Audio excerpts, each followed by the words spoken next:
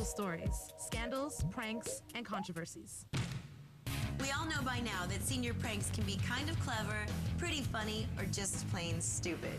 But here's a story about one bout of bedlam that starts out kind of simple, but slips way out of control. Welcome to Albuquerque, New Mexico. Located on historic Route 66, this scenic southwestern town isn't your typical big city. A small town feel because you always see some of the same people everywhere you go out. It's the biggest city in New Mexico, but it doesn't feel like it's New York or LA. We're in the middle of a desert. There's a lot of mountains. Prettiest sunset you will ever see in your entire life. Nestled in a picturesque part of town, Eldorado High is known for its studious but not so serious student body. I've always been one of the top academic schools in the Albuquerque area. The kids that go to Eldorado have been known to get a little problem once in a while. It's like your little cliques, but everyone intertwines together really well. Say hello to Caesar, a self-described prepster who knew how to mix good grades with good times. Caesar is pretty popular in high school. He's real friendly and he got along with everybody. He's a really funny guy. Caesar's hilarious. Caesar is definitely known for pulling pranks.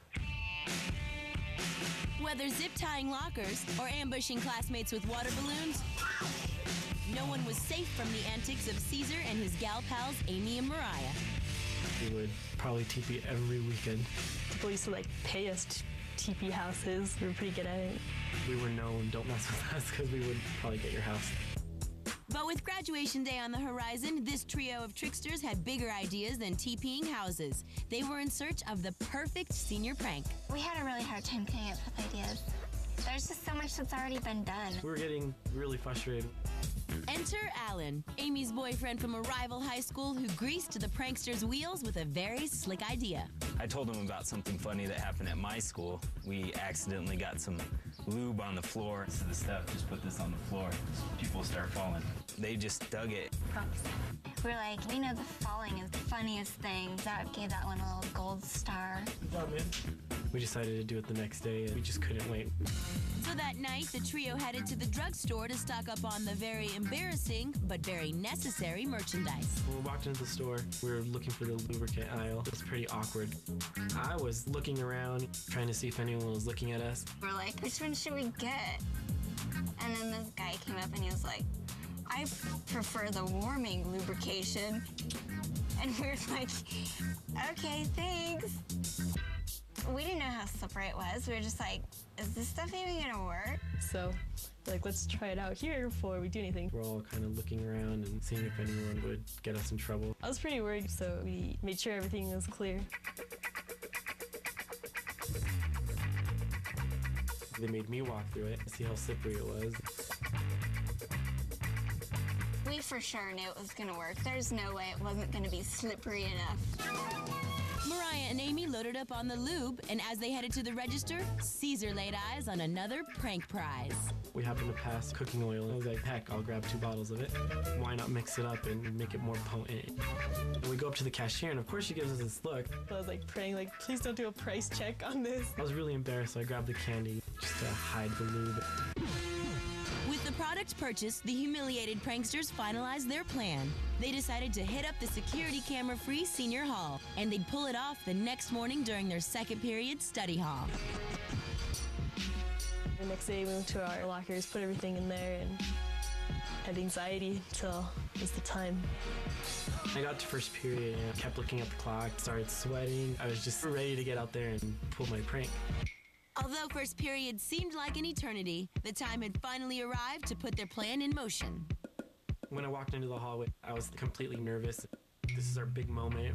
We were like, okay, let's do this.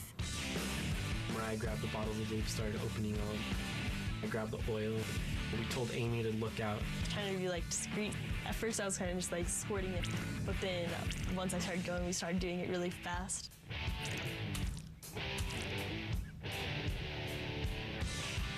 Really nervous when I was looking out. Someone could just walk out of the classroom and see us, and we'd get in trouble for sure.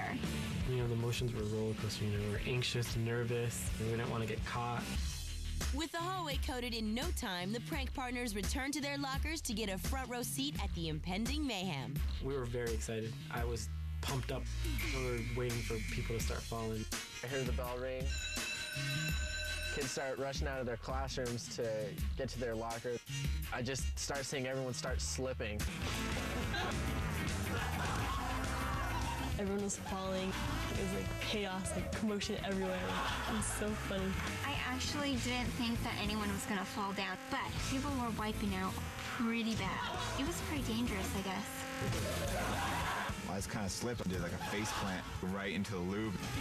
I was standing there thinking this is working better than what I ever thought. When I saw everyone start slipping and sliding, I just thought I needed to have fun with this too. People were surfing down the hall, doing running starts. The scene was just one of pandemonium. I just could not believe what we'd just done. We were just laughing. Hearing the commotion, an unsuspecting teacher attempted to restore the order. The teacher walks in, he's pretty mad. He's trying to get everybody back to class. He took a step into the hall and he fell really hard. Everyone just thought it was hilarious. Everyone was laughing and pointing.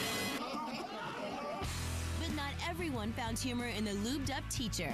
I think that was really like back to reality point. I thought, oh crap, what did we just do? I was just thinking about if we got caught, what's gonna happen. Everyone was sitting down and trying to figure out who did it. Every single teacher gave the class a lecture of whoever did this is a bad person. I was thinking, what did we get ourselves into? As janitors struggled to clean up the mess, the angry administration vowed to uncover who was behind the slippery situation by calling down its usual suspect. I was sitting in class. I got a pass for me to go to the office. I'd never been so nervous in my life. When I walk in, the principal, pulls out a tape and is like, "Got you on tape, buddy." I knew there wasn't any cameras in the hallway. They were bluffing. Can you show it to me? "I got you on tape." I was like, show me proof. Show me that I did it. Caesar called the principal's bluff, but the administration was determined to pin the prank on him, interrogating him day after day after day. Despite the pressure, Caesar never cracked. I just kept telling them it wasn't me. They had no way to know. They really couldn't come to any conclusion, so they just gave up. I was a huge relief, a lot of weight off my shoulders when they stopped hassling me about it. The pranksters avoided punishment, and now they're just happy they lucked out and the lube job didn't cause any harm.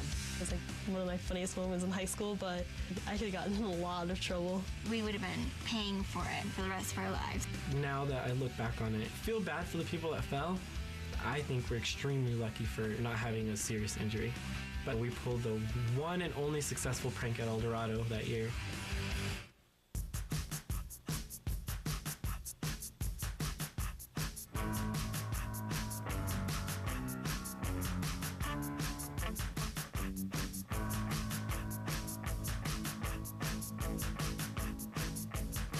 Oh, chocolate girl, wow, you're looking like something I want.